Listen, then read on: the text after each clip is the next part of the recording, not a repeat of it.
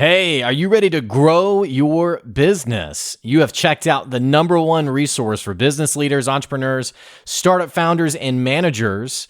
And we're going to teach you how to grow and scale your business with real actionable steps. There's no fluff in this podcast. It's just good advice. Check out this episode. If you're a first-time listener, make sure you subscribe to the podcast. And if you enjoy this episode, leave us a 5-star review.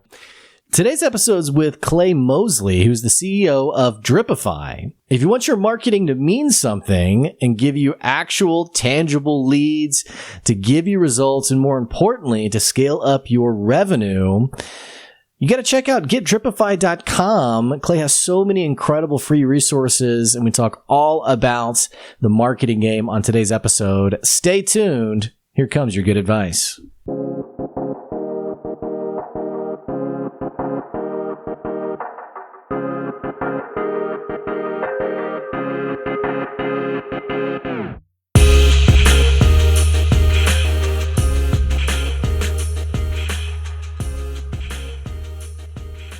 Hey, welcome back to another episode of the Good Advice Podcast. Now, many of you probably know the pain of figuring out marketing. How do I even really sell stuff more? How do I sell it better?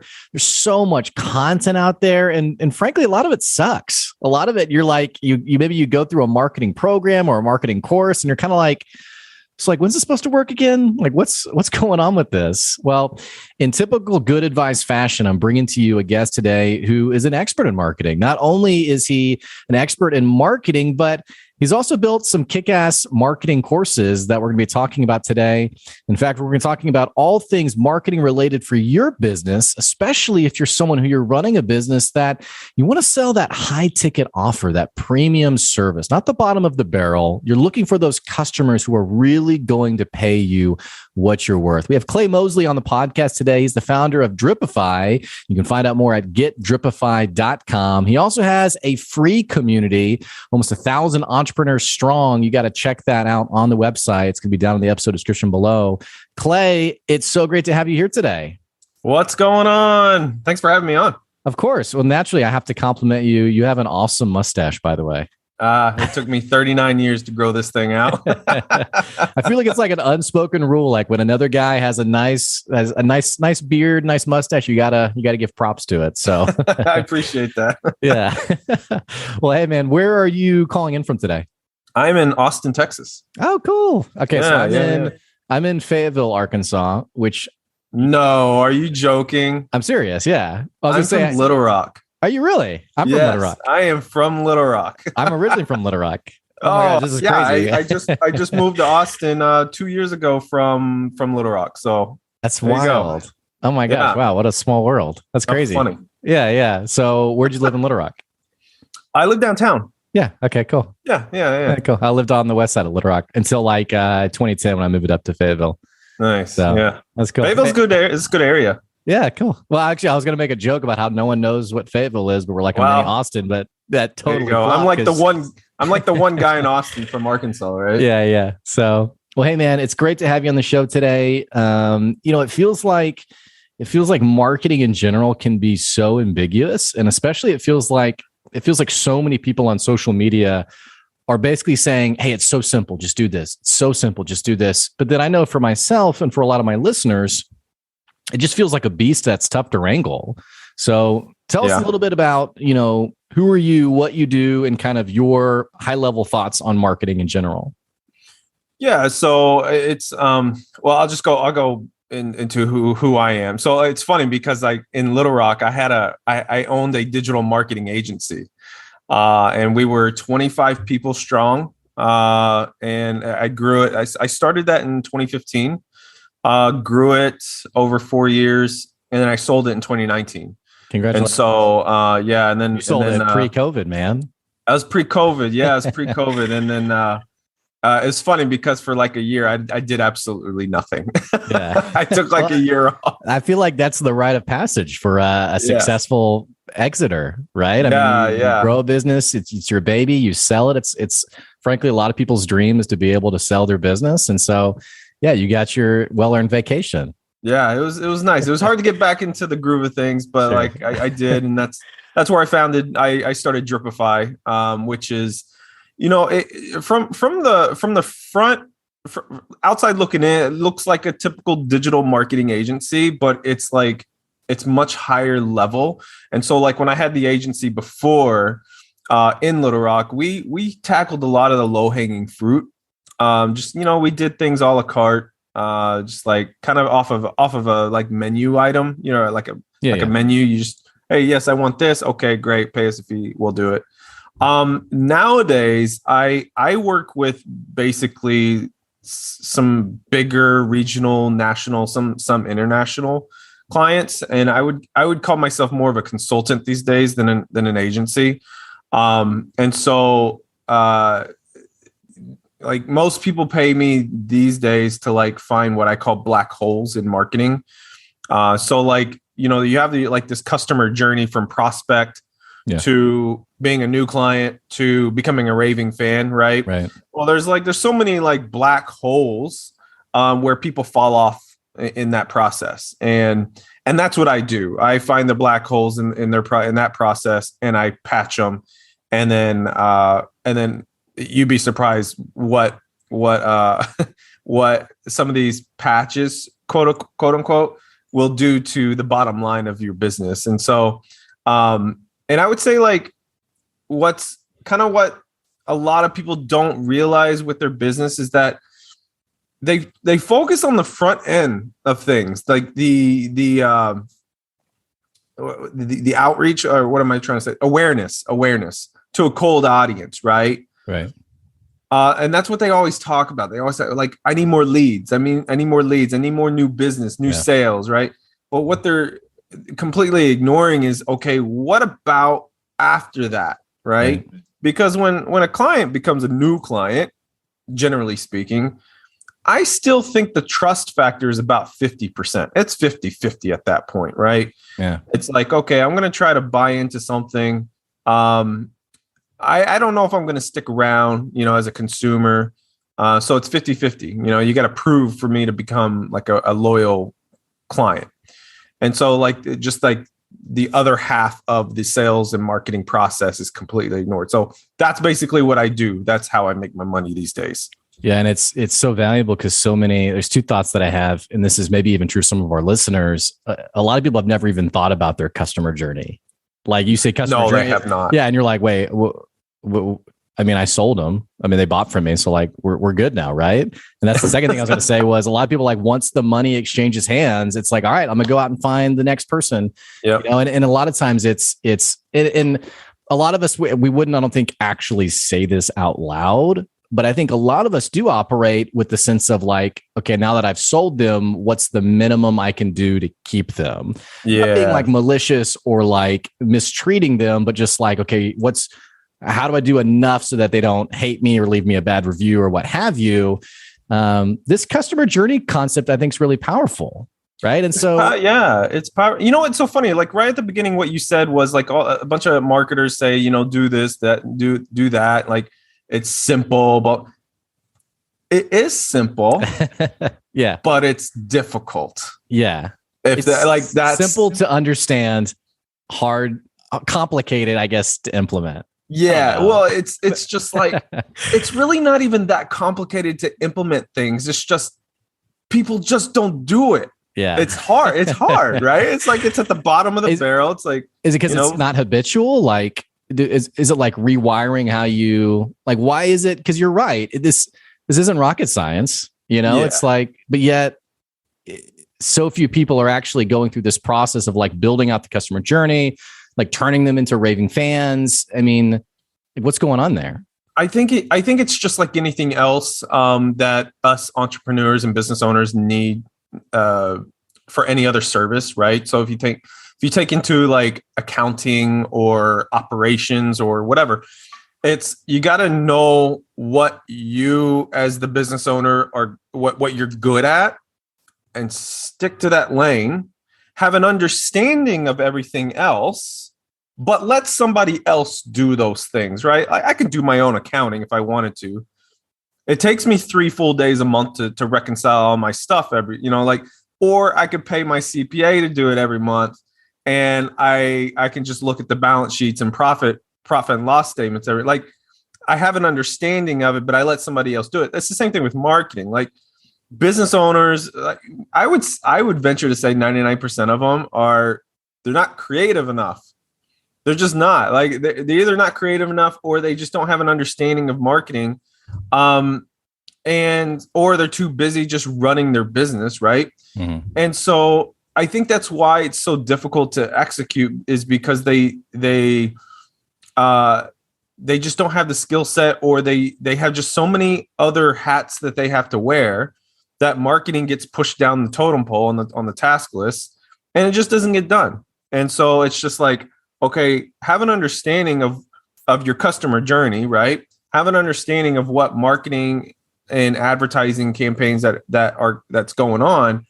But let somebody else do it, whether it's somebody on your team, if you have an internal person that does that, or an agency or a freelancer or somebody else who actually does this stuff every day. Yeah. And it's almost like, as a founder, naturally, a lot of us, we are having to wear a lot of hats, especially when you're just starting off. You probably don't have, I'm going to venture to guess, you don't have your team of 20 people when you just start. Although I had a guy locally who started a business with 20 employees, and he bottomed out very quickly, but probably imploded. Yeah. It was pretty wild, but so we're having to wear a lot of hats. We're having to figure out, okay, how do I get just enough like working knowledge, like for that piece of the puzzle to be okay? And so when you get to the point of, maybe now it is time to hire an outside source. Maybe now is the time to, it's kind of a bit of a weird paradigm, because when you're first starting out, it's like, oh my gosh, I don't have like all the time I need for all these things. But then once you have enough money to hire that person, there's this really interesting, like, well, I don't know if I want to let that go. Like, I don't know if I want to hand that off to someone, which is odd, especially someone like yourself, who's a total expert, who would obviously know how to do it better than, the actual business owner would. Mm-hmm. No, this is probably one of the biggest struggles with running a business, is like, so you tackled a couple of different areas, right? It's like, one, you're first starting out, you're in startup mode, you're trying to stay lean.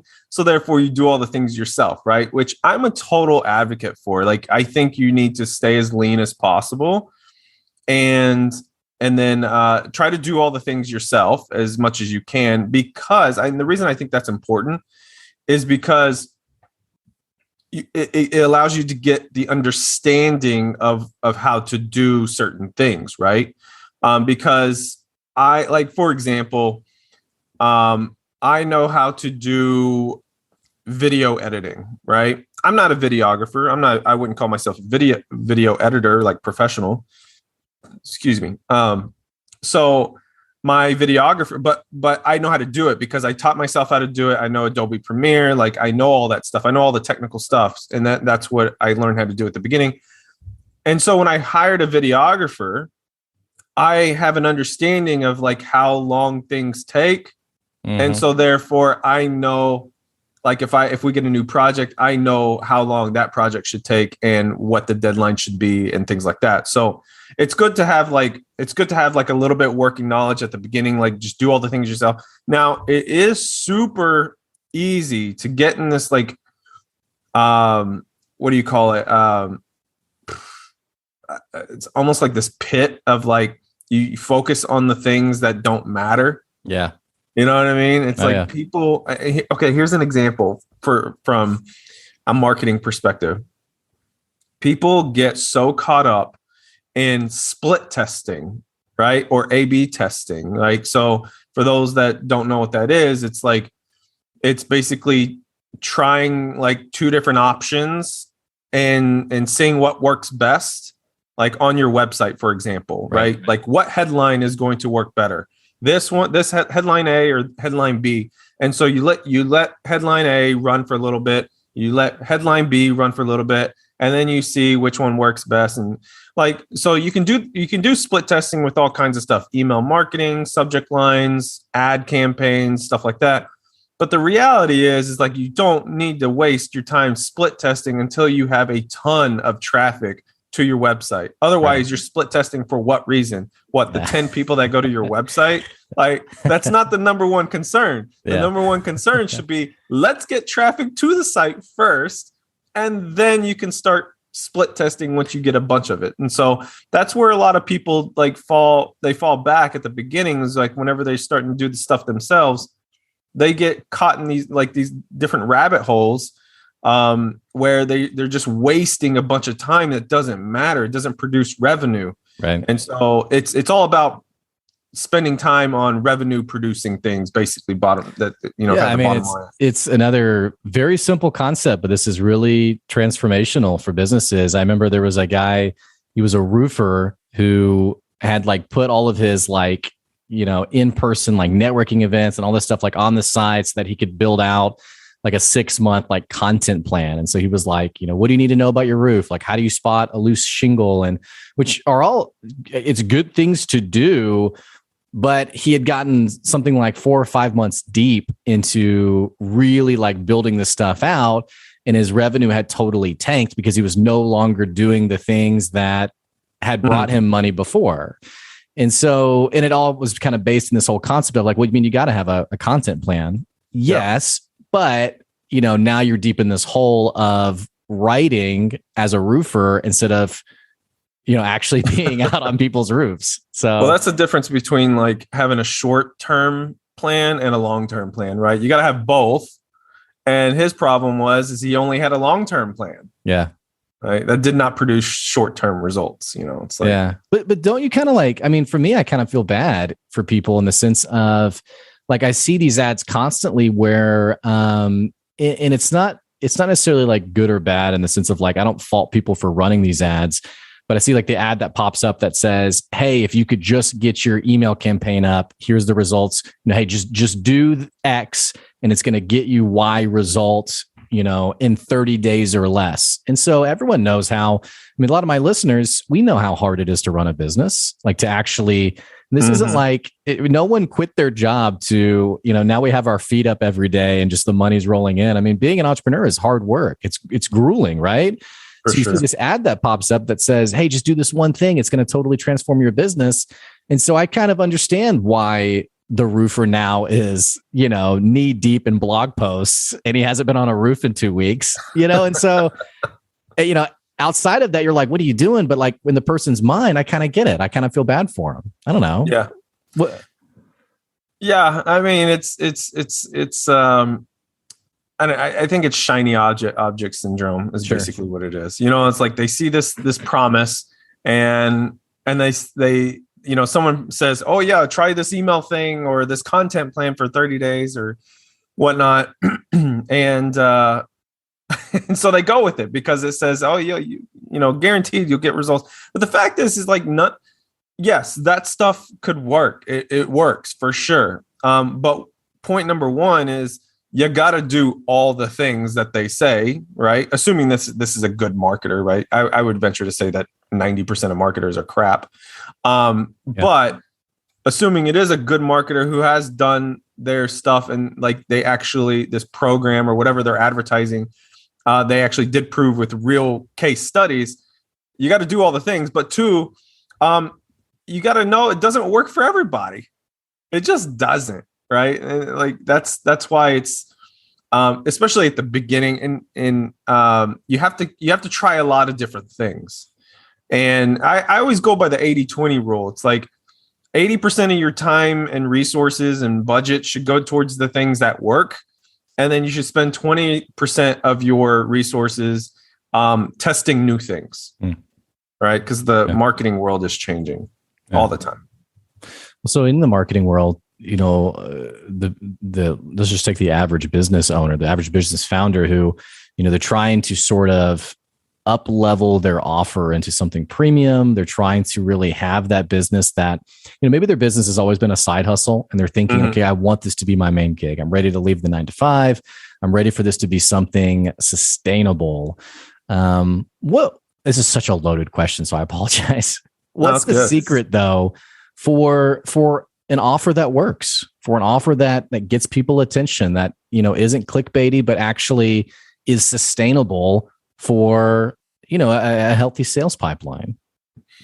Yeah, that is a loaded question. So we're talking boil about that all down into one sentence. No, yeah. So we're talking about a premium level here, correct? Yeah. All right. So we're talking high ticket offers. Okay. So I will tell you my experience with it. And so I don't know if this is going to work for everybody, but it's worked for me and it's worked for a few of my clients. I think it comes down to two things, really three things. Okay. Is one, your brand. And everybody hears that, right? It's like you get your brand. No, like you got to have your brand on point. Like if you are a roofer, all your guys need to be in the same uniform, right? You got to you got to have the same processes. You got to do all the things like just brand in general has got to be spot on. It cannot be like Bob's Roofing in black letters on a white creepy van that you know what I mean? Like I was talking to a woman. She sells picnic events for people, and it's not like I envision like a blanket with like a little wicker basket, but it's like an event like date thing she does.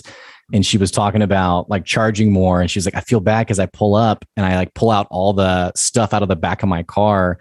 And I was like, I mean, do you think like maybe instead of just like stuffing in the back of your car like a college student, you could have like a branded bag? I mean, that's exactly what you're talking about. It's having the image. Yeah. You gotta look Gucci, right? Yeah. Or you know what I mean? It's like you gotta look expensive. That's right. It's and you don't have to spend a ton of money to have that look. Compared to especially in like the trades, and I'm just bringing this up because you brought up roofing. It's not hard to do it in trades, right? And it's just, but my whole point here is like point number one, your brand, but it's more brand image. You got to look expensive. And I think like balancing this for our listeners, like we're not talking about like you need to go out and buy like $1,000 watch. Like a good example was I was on a call with someone and he was in his kitchen and behind him, he had the open box of cereal.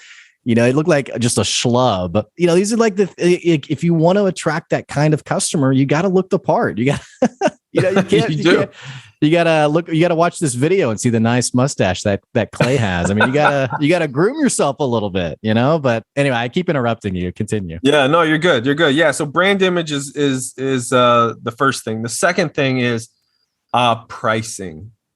You got to price yourself out of the cheapies. Right. Mm-hmm. So like there's it's not my concept. I can't remember where I heard it, but there's like freeple people, cheaple people, preeple people, and feeple people. Have you heard this concept? No. All right. I've never heard this. There's four types of rare because I normally I've used. I mean, a lot of the same stuff gets circulated, but I haven't heard this actually. So good. Okay, good. This will be on the podcast. I'm glad this might be a good podcast episode. Yeah. All right. So cheaple people are the people that are always looking for a discount. Yeah. Right. They're willing to pay something. But they're cheapskates, right? Like they're always looking for some sort of discount and they're looking for the cheapest thing. The freeple people always want stuff for free, right? They're always looking for the free things, right? The feeple people are the ones that are like, I'm willing to pay a fee because I know like good service requires to pay more money, right? Mm-hmm. And then there's preeple people, which is the premium people who not only do they understand they have to pay a fee, but they want the best all the time, no matter what they're buying.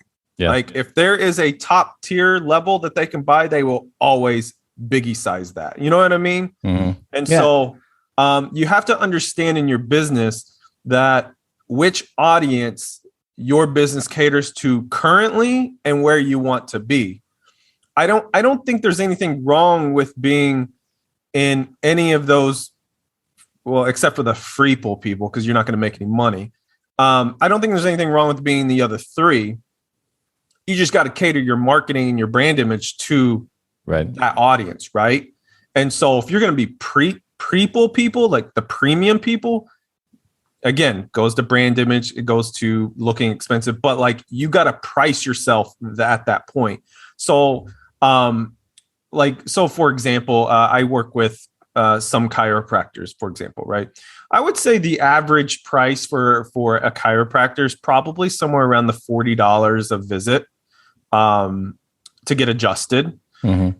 And that's the average, right? You're like middle of the road. And there's some places that are like $20 or $15. I have some clients that charge $135 a visit, and it's all cash.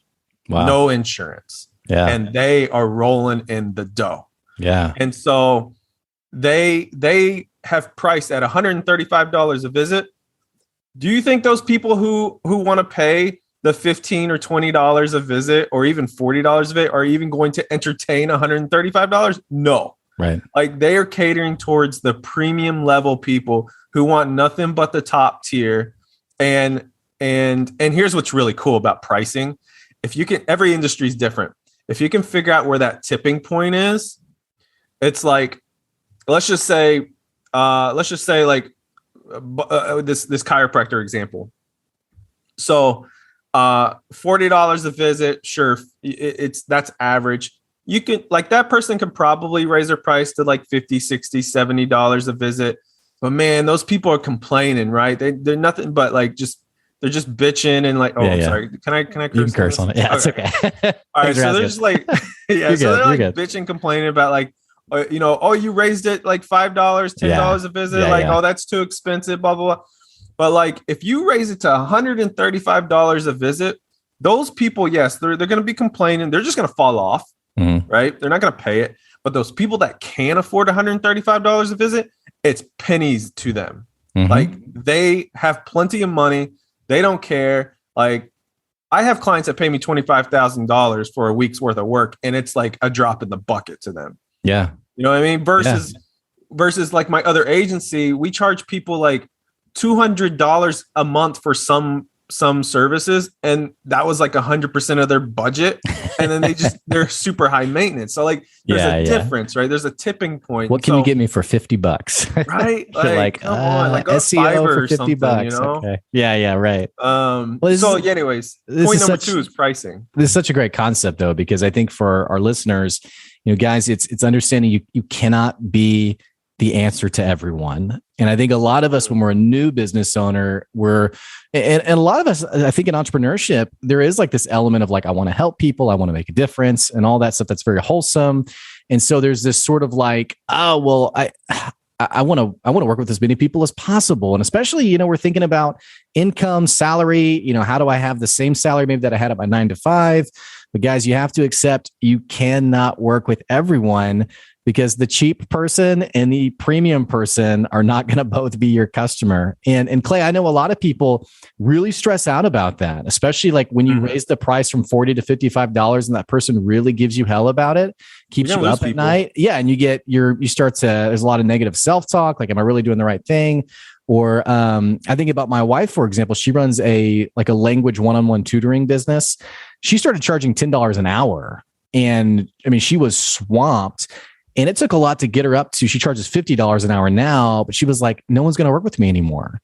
And it was like, no, you're partially right. The cheap people aren't going to work with you anymore. But the people who are, okay, yeah, this is like a hobby. Like, I mean, they're going to pay for it. So, you're nailing these points, by the way. This is great advice. And if you go ahead. And if you just one last thing on the pricing, like as soon as you price yourself to the top tier, like, people will just assume that you are good. You know what I mean? Like, they don't even have to meet you. Some people will just assume that you're good. Yeah. Not to say that people aren't good, like at $20, but like there's a perception there. Right. Yeah. So point number 1 is brand image. Point number 2 is pricing. Point number 3, I think is probably the most important to me, is experience. Right. So like, what happens when people buy? Yeah. It's the experience that the consumer or client or customer goes through at that point. Now, so here's an example. Like, before I go into an example, this is kind of just going into this, this has to be something that people do that your competitors are not doing. It's like 2 steps above. Right.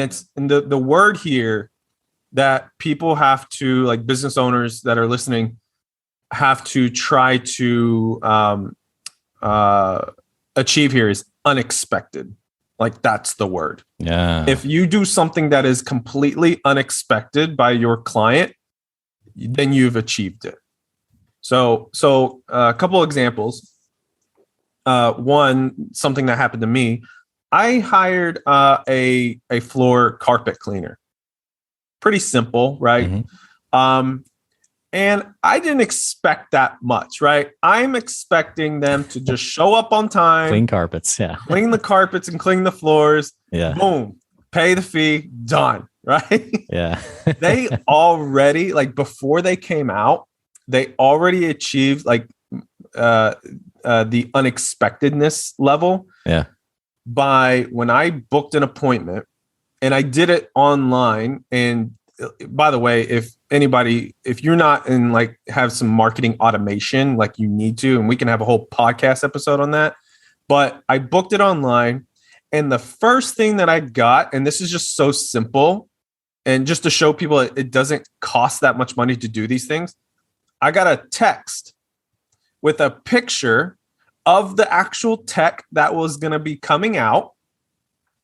That's already unexpected. But the cool thing was, they said, hey, Eduardo's coming out to your office on this day, blah, blah, blah. Here's a couple of fun facts about him. He's a big Star Wars fan, and he has like 2 kids, right? Yeah. So I didn't have a kid at the time, but I love Star Wars.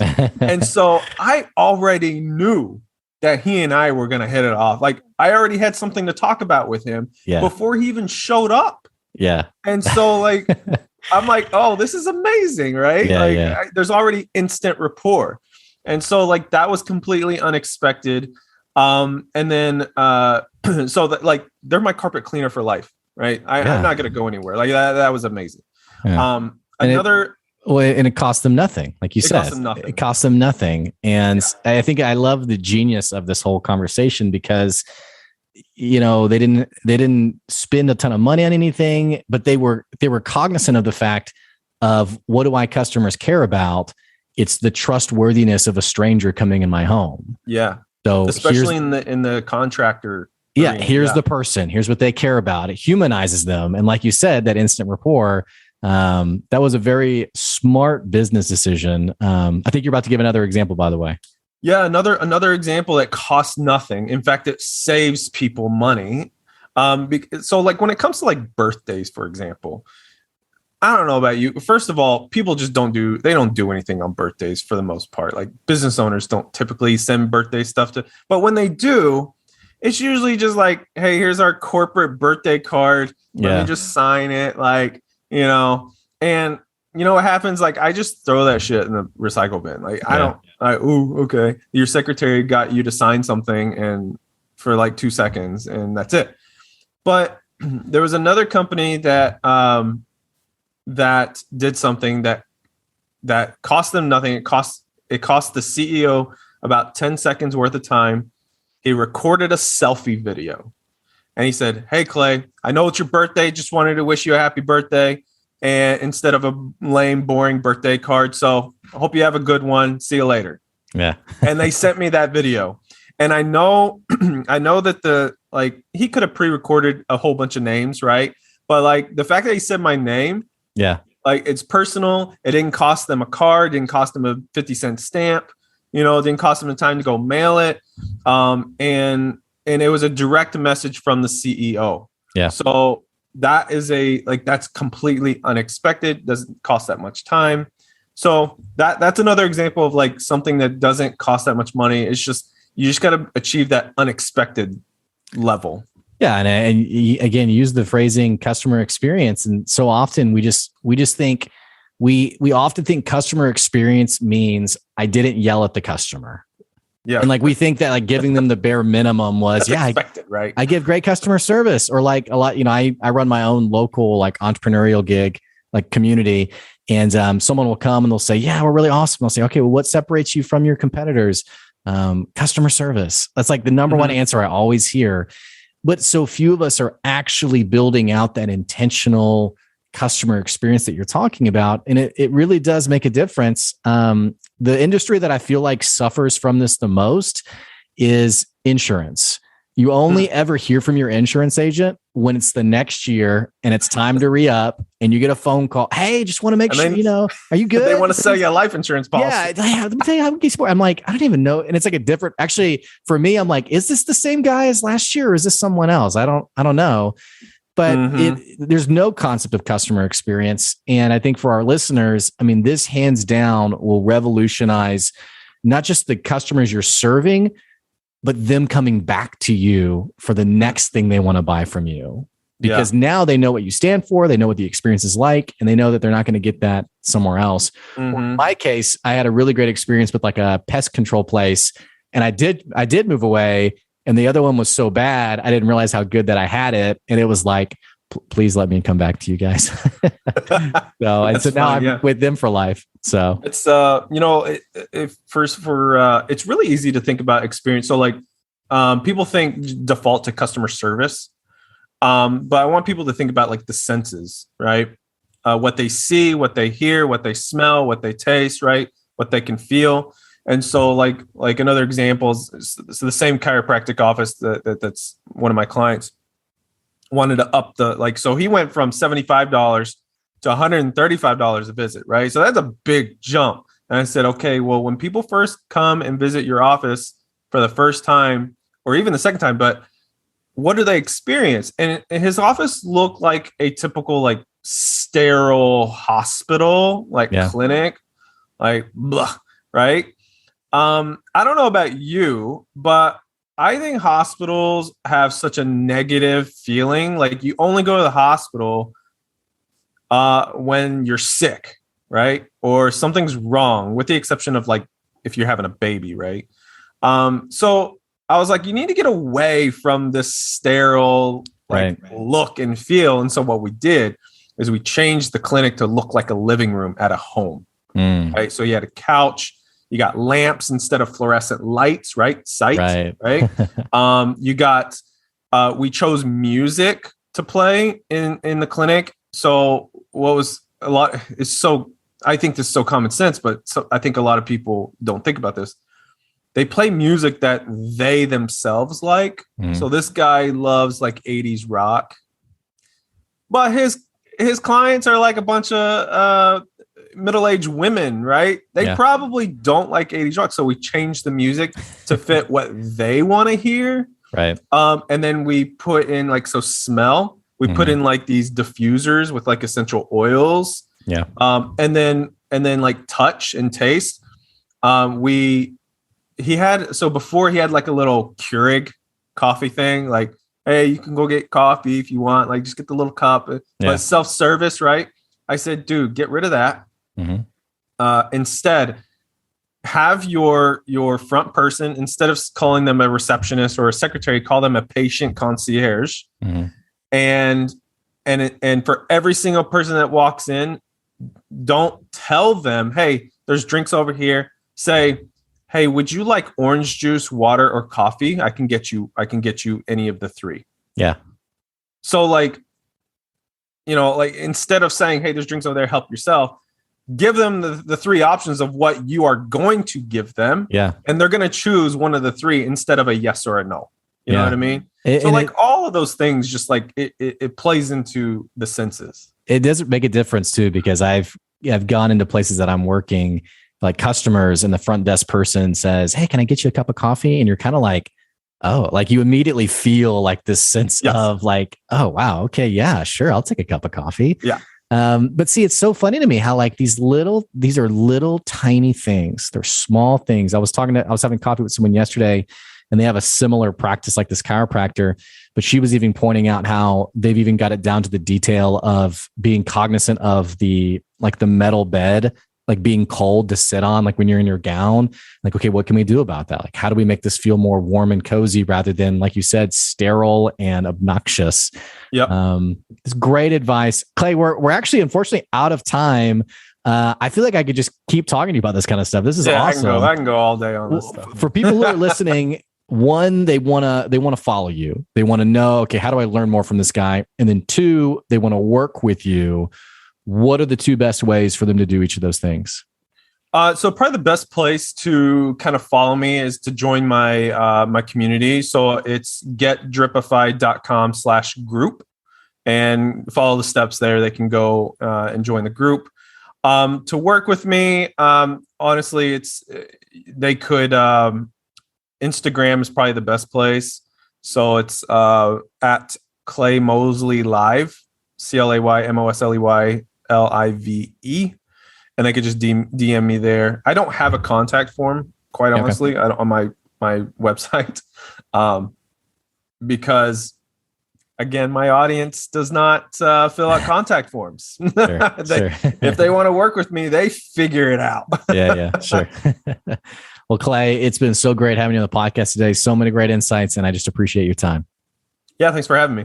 Yeah. Hey, for our listeners, I'm going to put getdripify.com, and also the group extension is going to be down in the episode description below. I'm also going to have his Instagram. It's going to be down below. So make sure you click on that and check out for more information. And hey, if you've been checking out the podcast and you like the podcast, what the heck are you waiting on? Click the subscribe button, click the follow button so you can keep getting our good advice wherever you are in your business. Don't forget also, if you love the podcast, you want to support the podcast, you can do that on our Patreon. It's at patreon.com/goodadvice. For as little as a cup of coffee, or the price of a cup of coffee, you can continue to help us bring on amazing guests like Clay and continue to share our good advice across the globe. Hey, I appreciate you. And that's today's good advice. We'll catch you later. See ya.